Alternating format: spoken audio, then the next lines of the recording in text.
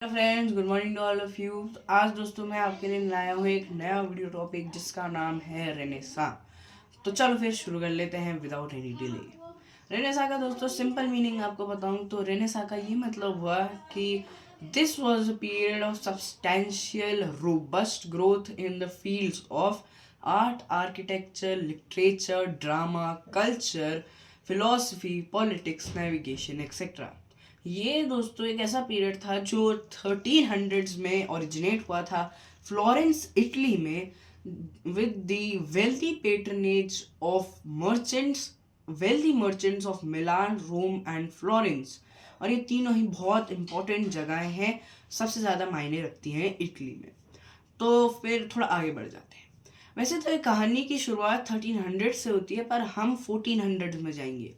1400 में क्यों? क्योंकि 1453 के जुलाई के महीने में जो ऑटोमन टर्क्स थे उन्होंने कॉन्स्टेंटिनोपल को कैप्चर कर लिया था।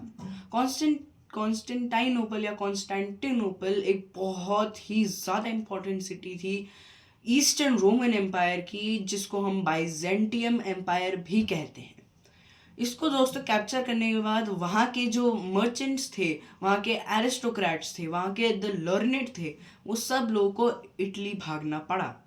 वहाँ के वेल्दी मर्चेंट्स, आर्टिस्ट्स और स्कल्पचरर्स की पेट्रनेज के अंडर उन्होंने काफ़ी ज़्यादा पैसे कमाए और अपना जो पूरा वर्कलोड है उसको और जगहों पर ट्रांसपोर्ट भी करा। चलो फिर थोड़ा और आगे बढ़ जाते हैं। हम सीधा बढ़ते हैं 1500s के टाइम पे। यहाँ पर दोस्तों क्या हो रहा है, एक मंक मार्टिन लूथर ने चर्च के अगेंस्ट 95 कंप्लेंट्स की लिस्ट बनाई थी और he was the first person to publish a Bible written in full German।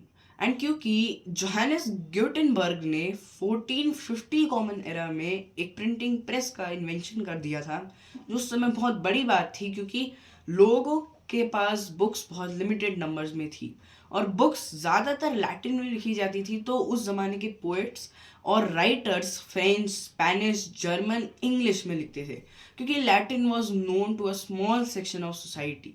And क्योंकि ये मूवमेंट बहुत वाइल्ड फायर की तरह पूरे यूरोप में फैल गया, जगह जगह फैल गया, यहाँ पर काफ़ी ज़्यादा आर्टिस्ट्स आए, इटली में गैदर हुए थे एंड इन्होंने दुनिया के सबसे ज़्यादा मेजेस्टिक, चाहे वो कोई सी भी चीज़ हो रेनेसा की, उन सबको बनाने में काफ़ी ज़्यादा इन लोगों का रोल रहा है।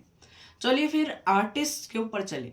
आर्टिस्ट दोस्तों, मेजर आर्टिस्ट यहाँ के दोस्तों टाइटियन हो गए, माइकल एंजेलो और Leonardo da Vinci. Leonardo da Vinci पे चलें तो Leonardo da Vinci created the Mona Lisa, जिसकी estimated value is close to $1 billion, जो कि दुनिया की मोस्ट फेमस पेंटिंग्स में आती है। इन्होंने दूसरी पेंटिंग, इनकी जो सबसे बढ़िया पेंटिंग इन्होंने बनाई थी वो द लास्ट सपर थी। माइकल एंजेलो पे चले तो he was a son of a mason in Florence, जिनको पेट्रनेज दी थी एक मेडिकी फैमिली के एक बहुत बड़े नोबल मैन ने, जिनका नाम था लोरेंजो दे मेडिकी। अब मुझे इसको मेडिकी को प्रोनाउंस करना नहीं आता है, शायद वो इटालियन में कुछ और हो और मैं कुछ और प्रोनाउंस कर रहा हूँ, तो प्लीज़ डोंट माइंड। इनको दोस्तों काफ़ी ज़्यादा पेट्रनेज मिली और इन्होंने डेविड का 13 फीट का मार्बल स्टैचू बनाया था, जो काफ़ी ज़्यादा खूबसूरत है दिखने का, and he is naked without any clothes. क्योंकि उस टाइम पे दोस्तों ये जो आइडियाज़ हैं वो 1780 BC के टाइम के हैं, जो ग्रीक में जो स्कल्पचरर्स थे वो हमेशा नेकेड स्टैचूज ऑफ स्कल्पचर्स ही बनाते थे। और आगे चलें तो कुछ आर्टिस्ट सिर्फ औरतों को बनाते थे, जैसे कि एक आर्टिस्ट की पेंटिंग द वीनस में एक गॉडेस एक सी पर्ल के शेल के अंदर अपीयर हो रही हैं। कुछ लोग सिर्फ नाइट्स, किंग्स और पोप्स में ही रिसाइड करते थे। पोप्स, मैं बताता हूँ आपको कौन थे। पोप्स या pope was the highest authority in church. ये बात दोस्तों 1100 से आ रही है, जब से the world embarked on the crusades. और दोस्तों मार्टिन लूथर की भी कहानी ऐसी ही है, क्योंकि दोस्तों pope was the highest authority, तो ही कुड डिपोज और ही कुड अपॉइंट रूलर्स और knights, and he also decided what religion the people should follow। इसी की वजह से दोस्तों ये कैथोलिक्स कहते थे हम इन लोगों को, और जो मार्टिन लूथर के सपोर्टर्स थे all over the Italian empire या रोमन एम्पायर, वहाँ के दोस्तों इन लोगों को प्रोटेस्टेंट्स के नाम से कहते थे, क्योंकि मार्टिन लूथर ने खुद प्रोटेस्ट करा था। He was born in 1489 and died in 1534। इसी वजह से दोस्तों इटली में काफ़ी लोगों ने उनके ऊपर सपोर्ट दिखाया, क्योंकि लोग वर वेरी मच परेशान ऑफ स्लेवरी क्योंकि उस समय बहुत प्रेवलेंट थी, and it goes to far away 3300 BC, जब इंडस वैली सिविलाइजेशन था तब भी स्लेवरी वॉज प्रेवलेंट। यहाँ पर दोस्तों मार्टिन लूथर ने चर्च को क्रिटिसाइज करा उनकी सेल ऑफ इंडल्जेंसेस के लिए। ये एक ऐसी स्क्रिप्ट थी जो सिन से यानी पापों से फॉरगिवनेस ग्रांट करती है, और ये किसके द्वारा इशू करा गया होगा? पोप के द्वारा इशू करा गया होगा। एंड इसी को लेकर, क्योंकि Martin Luther criticize the church in many ways, fake होने के लिए, करप्शन करने के लिए, बैंकरप्सी में जो लोगों की बैंकरप्सी है उसमें उनका साथ ना देने के लिए ऐसा किया गया। सेल ऑफ इंडल्जेंसीज की एक और बात बताऊं आपको। सेल ऑफ इंडल्जेंसेस जब बिकी थी तब दोस्तों इनसे जो पैसा आया था उसको Saint Basilica in the Vatican City को बनाने के लिए यूज करा गया as a funding. And Martin Luther दोस्तों जोहानिस गटेनबर्ग की प्रेस से काफ़ी ज़्यादा फ़ायदा पाके उन्होंने एक हैप्पी लाइफ तो नहीं जी, क्योंकि आधा टाइम उनका प्रोटेस्ट करने में चले गया। And finally Catholic church was defeated in the protest, but उन्होंने काउंटर अटैक करना शुरू कर दिया।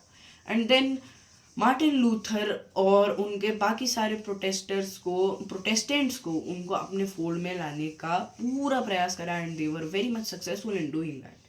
तो दोस्तों ये सब तो रेनेसां के बहुत बढ़िया फीचर्स थे, जो रेनेसां को दुनिया का लीडिंग आर्ट स्कल्पचर मूवमेंट बना देता है, इंटेलेक्चुअल मूवमेंट भी आप इसको कह सकते हो, क्योंकि यहाँ पर ह्यूमैनिज्म, एनाटॉमी और इन सब साइंसेस का भी डेवलपमेंट हुआ, जिसकी वजह से यहाँ के जो ग्रीक्स थे वो सब लोग भी इटली आ गए थे।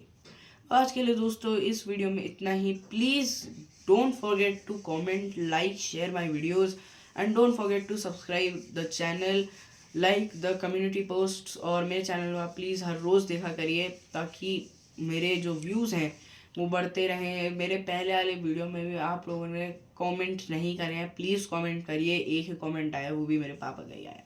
तो आज के लिए दोस्तों इतना ही। I request you for commenting and liking, sharing to the people far away from you, ताकि वो लोग भी एजुकेट हो सके।